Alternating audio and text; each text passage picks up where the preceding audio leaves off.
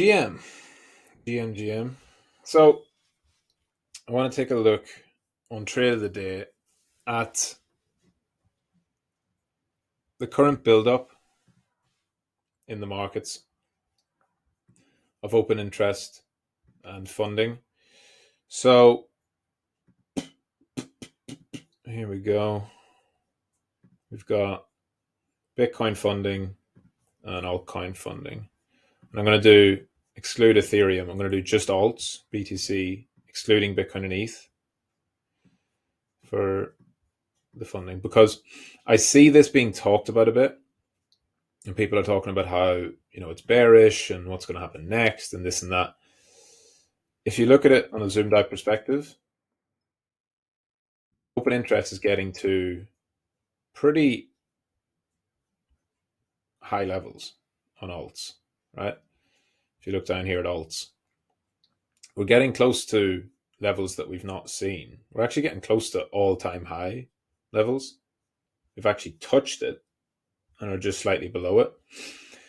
So people look at that and think that that's mega bearish and that that's like a sign of a massive nuking coming.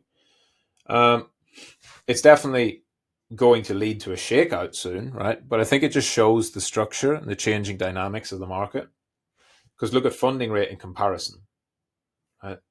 The funding rates in comparison are nowhere near what they were at in the euphoric phase. So the fact that open interest is so much higher is a combination of a few things. First, the baseline is also higher. So this is like a rough baseline for open interest in this most recent bear market, right? And for Bitcoin, OI is pretty low. A lot of it's on CME, so you'd add another 4 billion, 5 billion on the CME, which would have it up here at 17.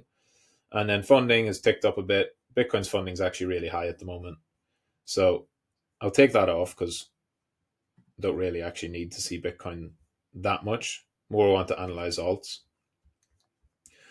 Right, so when funding, when open interest went crazy last time, the rate of change was much greater. So here was the mid bear market, the mini bear market in the middle. That was the baseline for OI there, and it ramped up to these unsustainable levels. Obviously, from then, the previous bear going into early bull, it started from 1.7 billion, and again ramped up very fast before wiping, consolidating, ramped up again very fast. And this was all a lot more speculative and a lot less sustainable. Then open interest got wiped out all the way through the bear market. Final wipe with FTX. And then all of this year, OI has been oscillating between that 3.1 to sort of really to about 6, 7, with a little overextension to 8. And that's been the level. That's the baseline, right? And so breaking out from that level, we've now seen it ramp up and basically double. So altcoin OI has doubled in this rally. So anytime your altcoin OI doubles, you're going to have a pretty significant correction at some point, right? Question is, when does that come? It's going to come whenever people start to take profit, right? And people are going to start to take profit when they feel that the narrative has played out and that the market has no more bullish juice left in it. That's not likely to happen before the ETF. It's actually likely to happen after, because this is altcoins, remember. So actually what's most likely to happen is anything we see between now and the ETF is a dip, a shakeout, and you can have violent shakeouts, right? We can easily wipe back down to 10.9, 10.1, whatever. There's room for large downward wicks. Don't mistake that at all. There's definitely room for that. It's definitely possible. And keep your eye on that. But in terms of the unwinding, right? So when did these flushes happen in open interest, right? They happened at major Bitcoin peaks, which then led to flushes. But here's the big one, right? This happened in April. So the first big altcoin unwinding was actually in April. Then we had the bounce and alts went crazy. This is when Bitcoin made its lower high and alts went parabolic. Like they ramped their OI all the way back up before eventually China ban being the big flush out, right? In all of those cases, you see clear signs beforehand that things were getting a little bit out of hand, right? And we were a late narrative. So Coinbase had IPO'd. Coinbase had went on the NASDAQ, Coinbase listing, right? That was a big narrative shift. The whole market was anticipating this for quite a while.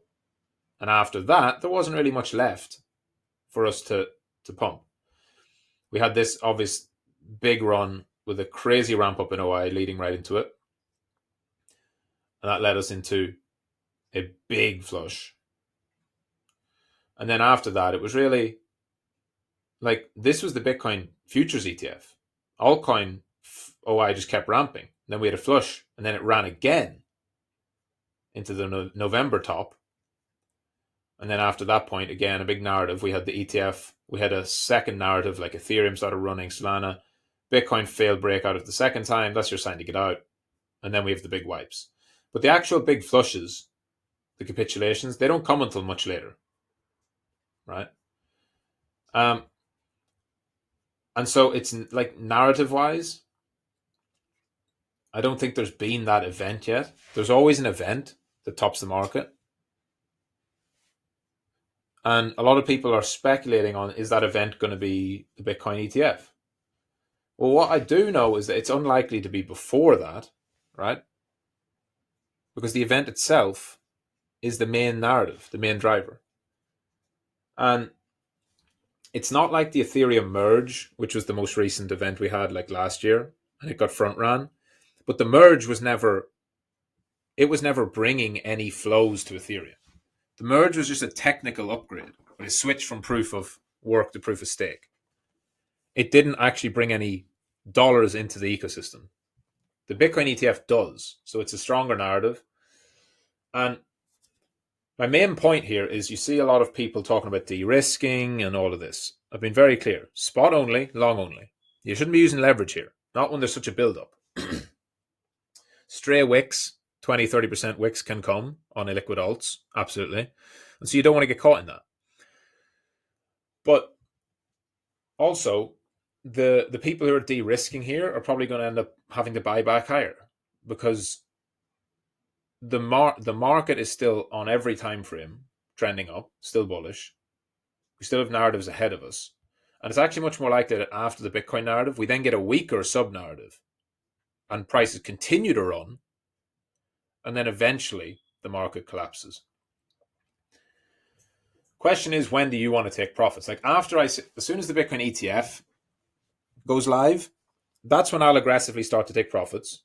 Not like right at the moment, but that's when I'll start scaling out of alts if I see, signs. Because my biggest belief is that the market only has one primary narrative, and that primary narrative is the ETF. When the narrative ends, we have to find a new narrative. And the new narrative is not going to be as strong as the previous narrative, and therefore all those billions that have built up are less likely to keep holding because the new narrative is just not going to be stronger. So the rotations will be fast. It'll be pump this, pump that. It'll be catching people off guards.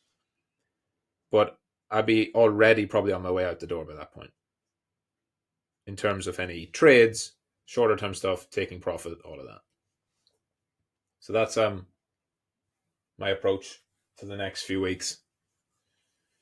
Waiting to see. I think, like everyone's looking at this and saying, altcoin OI is crazy, but it's actually, it's not built up the same way it has when it previously went to these levels. These levels just were straight up and wiped down. Straight up, barely any break, and just a complete acceleration, right? Right now, it's just sort of moved up and it's slowly built up. If you look at it like a chart, it's consolidating. So that's positions building and then going higher. So there's a few things. I think the market is bigger. Bitcoin and Ethereum are less volatile. They don't move as much. So people are going into alts more, but they're holding longer. Perpetual futures are used more because they're more liquid. There's less spots